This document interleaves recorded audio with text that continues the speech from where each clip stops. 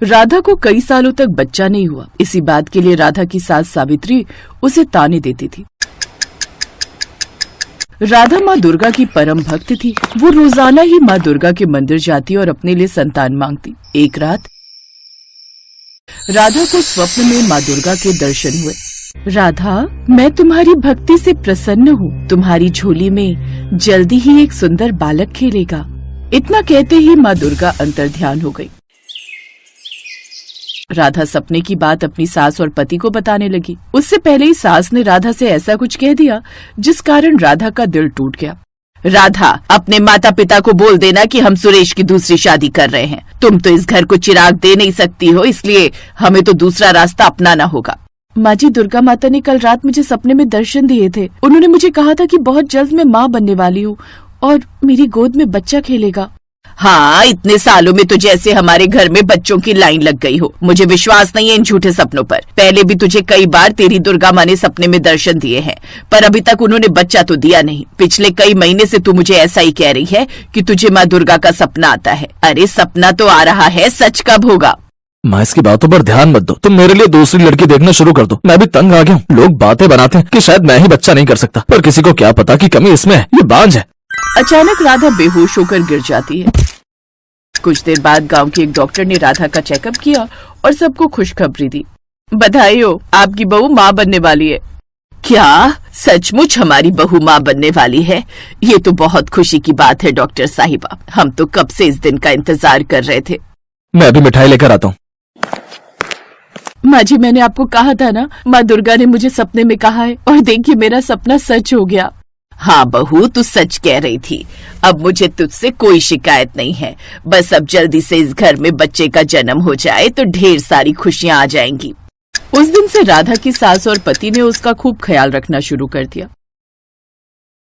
इधर राधा बच्चे के आने की प्रतीक्षा कर रही थी, उधर माँ दुर्गा के चेहरे पर चिंता की लकीरें देखकर नारद मुनि उनसे इस चिंता का कारण पूछ रहे थे।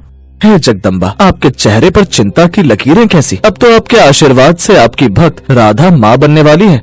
देवर्षि नारद, मेरी चिंता राधा के आने वाले बच्चे के लिए है। राधा के घर जिस बच्चे का जन्म हो रहा है, वो बच्चा अपने पिछले कर्मों के कारण एक पैर से विकलांग होगा। पर माता, आप तो ऐसी अनहोनी होने से रोक सकती हैं। देवर्षि नारद, पिछले जन्म के कुछ कर्म हमेशा हमारे साथ चलते हैं, इसलिए शुरू के 5 वर्ष तक इस बच्चे को अपने पिछले जन्म के कर्म काटने होंगे। उसके पश्चात ही मेरी कृपा से ये बच्चा फिर से ठीक होकर चलने लगेगा। राधा मेरी परम भक्त है। मैं जानती हूँ उसका आने वाला बच्चा भी इस जन्म में मेरा भक्त बनेगा और मेरी ममता से वो सभी कठिनाइयों से बचता रहेगा और फिर राधा के जीवन के सारे दुख दूर हो जाएंगे। बस राधा को मुझ पर पूर्ण विश्वास और संयम रखना होगा। कुछ समय बाद माँ दुर्गा के आशीर्वाद से राधा एक बहुत ही सुंदर बालक को जन्म देती है, पर बालक जन्मजात विकलांग है। ये बात जब उसकी सास और पति को पता चलती है तो फिर से उनका व्यवहार खराब हो जाता है। हमारे तो भाग्य ही फूट गए। बताओ, इतने समय बाद औलाद हुई, वो भी अपाहिज। अरे तेरे लंगड़े बेटे का हम क्या करेंगे? मनहूस कहीं की। माँ, मैं तो कहता हूँ इसे इसके बेटे के साथ यहाँ से मायके भेज दो। मैं इस लंगड़े को बिल्कुल नहीं देख सकता। ऐसा मत कहो, अभी मेरे बच्चे को बड़ा तो होने दो। अभी तो इसे जन्म लिए हुए 4 दिन नहीं हुए और आप दोनों इस पर ऐसे जुल्म कर रहे हो। मैं अपने बेटे को पाल लूंगी, आप लोगों को कभी तंग नहीं करूंगी। मैं इसे पालने के लिए खुद मजदूरी करूंगी। जो करना है अपनी माँ के घर करना, हम इसे यहाँ नहीं रखेंगे। राधा की सास और पति ने उसे घर से निकाल दिया। राधा रोती हुई अपने बच्चे को लेकर मायके आ गई और उस दिन से राधा ने खुद से मजदूरी करना शुरू कर दिया। राधा ने अपने बेटे का नाम तिलक रखा। तिलक धीरे धीरे बड़ा होने लगा, पर वो चल नहीं पाता था। राधा उसे गोदी में उठाकर नहलाती, धुलाती, तैयार करती और माँ दुर्गा के मंदिर लेकर जाती। तिलक राधा के साथ मिलकर माँ दुर्गा की पूजा करता। तभी मंदिर के पुजारी बाबा उसके पास आए और उससे बोले, राधा बेटी, तुम कह रही थी ना वैष्णो देवी के लिए बस जाएगी, तो मैं तुम्हें बता दूं, अगले हफ्ते वैष्णो देवी यात्रा के लिए मुफ्त बस सेवा दी जा रही है। तुम चाहो तो वैष्णो माता की यात्रा पर जा सकती हो। तुम्हारा मन था ना तिलक को माता वैष्णो के दर्शन कराने का? हाँ पंडित जी, मन तो बहुत है तिलक को माँ दुर्गा के मंदिर वैष्णो धाम ले जाने का। वैसे इससे अच्छा मौका मिलेगा भी नहीं। मैं चली जाऊंगी पंडित जी, आप मेरे लिए बोल दो। राधा बहुत खुश थी। वो अपनी माँ के साथ बेटे तिलक को लेकर वैष्णो देवी की यात्रा पर जाती है। कटरा पहुँचने के बाद वो लोग वैष्णो देवी की चढ़ाई शुरू करते हैं। कुछ घंटे बाद राधा वैष्णो धाम पहुँचती है। राधा तिलक को वहीं एक बेंच पर बिठा देती है। माँ, आप तिलक का ध्यान रखो, मैं प्रसाद खरीद लूँ, फिर हम दर्शन को चलेंगे। ठीक है बिटिया, तू प्रसाद ले आ, तब तक मैं तिलक को देखती हूँ। राधा प्रसाद लेने के लिए चली जाती है। नानी माँ, मुझे बहुत प्यास लगी है, पानी पीना है। पानी पीना है बेटा, मैं सामने नल से लेकर आती हूँ। राधा की माँ तिलक के लिए पानी लेने चली जाती है, पर जब वो वापस आती है तो तिलक गायब था। राधा भी तिलक को ना पाकर घबरा गई। दोनों ने भवन पर इधर उधर तिलक को ढूंढना शुरू किया। सबसे पूछा पर कोई भी नहीं जानता था। माँ, तिलक कहाँ गया? वो तो चल भी नहीं पाता है। हे माता रानी, मेरा बच्चा कहाँ है? अभी थोड़ी देर पहले ही तो मैं उसके लिए पानी लेने गई थी, कहीं कोई उठाकर तो नहीं ले गया। हे वैष्णो माता, तिलक की रक्षा करना। एक बार हम भवन के अंदर देखते हैं, कहीं तिलक भवन के अंदर तो नहीं है। राधा तिलक को भवन के अंदर ढूंढती है। तभी राधा और उसकी माँ की नजर भगवान के दरबार में चल रहे माँ दुर्गा के कीर्तन में जाती है। भक्त माँ दुर्गा के भजन गा रहे थे और एक छोटा सा बच्चा उन भजनों पर नृत्य कर रहा था। उसके गले में माँ दुर्गा की लाल चुन्नी थी। वो छोटा बच्चा कोई और नहीं बल्कि तिलक था। राधा और उसकी माँ की आंखों में आंसू आ जाते हैं। माँ दुर्गा के चमत्कार से तिलक के पैर ठीक हो गए थे। माँ दुर्गा ने जैसा नारद मुनि को कहा था बिल्कुल वैसा ही हुआ। तिलक 5 वर्ष का हो चुका था। माँ दुर्गा ने वैष्णो यात्रा का फल दे दिया। राधा के बेटे तिलक के पैर ठीक कर दिए। हे देवी मैया, आपका लाख लाख शुक्र है। आपने अपने चमत्कार से मेरे बच्चे को ठीक कर दिया। मेरा तिलक खेलने कूदने लगा। आपकी जय हो दुर्गा मैया, आपकी सदा ही जय हो। राधा खुशी खुशी वैष्णो देवी की यात्रा करके वापस लौटती है। अब उसका बेटा तिलक बिल्कुल ठीक हो चुका था। सुरेश और उसकी माँ को जब ये बात पता चलती है कि तिलक चलने फिरने लगा है, तो वो राधा को वापस बुलाने के बारे में सोचते हैं, पर राधा उन्हें साफ मना कर देती है। शायद राधा का ये फैसला बिल्कुल सही था। दुख की घड़ी में उन दोनों ने उसका साथ नहीं दिया, उसे घर से निकाल दिया, इसलिए तिलक पर उनका कोई हक नहीं था। माँ दुर्गा का नाम लेकर राधा अपने बेटे तिलक के साथ खुशी खुशी जीवन बिताने लगी। शिवपुर गांव में आदि और शालू अपने चाचा प्रीतम और चाची नर्मदा के साथ रहते थे। उन दोनों के माता पिता का देहांत रोड एक्सीडेंट में हो गया था। जहां प्रीतम बच्चों को बेहद प्यार करता था, तो वहीं नर्मदा उनके साथ बहुत बुरा बर्ताव करती थी। एक दिन शालू घर के बाहर अपनी सहेलियों के साथ खेल रही थी। तभी नर्मदा उसको आवाज लगाते हुए कहती है, अरे ओ शालू की बच्ची, कहाँ मर गई? अभी आई चाची। जब देखो तब खेलती रहती है। घर का काम क्या तेरा बाप करेगा? पर चाची, घर का सारा काम खत्म करके ही मैं खेलने गई थी। काम खत्म हो गया है तो रात के खाने की तैयारी कर ले, तेरे चाचा आते ही होंगे। तभी आदि वहां आ जाता है। क्यों रे, कहाँ घूम रहा था? कभी घर पर भी टिक जाया कर। चाची, मैं पास वाले दुर्गा माँ के मंदिर गया था। मंदिर जाने की क्या जरूरत थी? खेत पर ही चला जाता अपने चाचा का हाथ बटाने, उन्हें भी कुछ आराम मिल जाता। हाँ चाची, पहले खाना खा लूं, फिर चला जाऊंगा। पर खाना तो खत्म हो गया, अब रात को ही मिलेगा। आदि बिना कुछ खाए भूखा ही खेत पर जाने के लिए निकल जाता है। पर शालू को ये बात अच्छी नहीं लगती और वो अपनी चाची से कहती है, चाची, आपने आदि भैया से झूठ क्यों कहा? वो भूखा ही चला गया। तू जरा सी लड़की मुझे झूठी बता रही है। आने दे तेरे चाचा को, फिर बताती हूँ तुझे। फिर शाम को दोनों चाचा भतीजा घर वापस आते हैं। उनके आते ही नर्मदा उन दोनों के खिलाफ प्रीतम के कान भर देती है, जिससे वो उन दोनों को घर से बाहर निकाल देता है। रात को ठंड में दोनों सड़क पर चले जा रहे थे।